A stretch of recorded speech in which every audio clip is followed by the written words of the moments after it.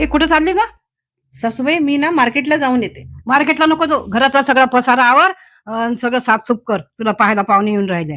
मला पाहायला पाहुणे येत आहे. हो.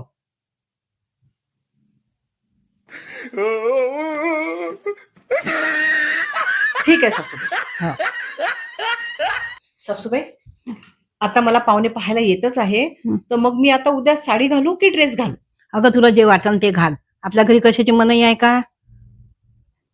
मग मी एक काम करते, हं. मी ना उद्या असा छानसा मस्त ड्रेस घालते. हो घाल. पण आई, या वयात हे बरं वाटेल का? आणि मुलं काय म्हणतील? आता आपले मुलं मोठे झाले ना. तू नको मुलांचा विचार करू. आपण सगळं करून घेऊ ना, सांभाळून घेऊ आपण. बरं मुलांचं जाऊ द्या, पण यांचं काय? हे तर मेन आहे ना.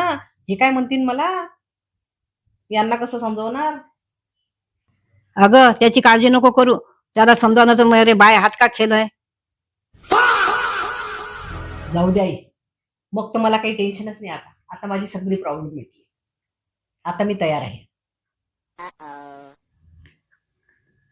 का ग?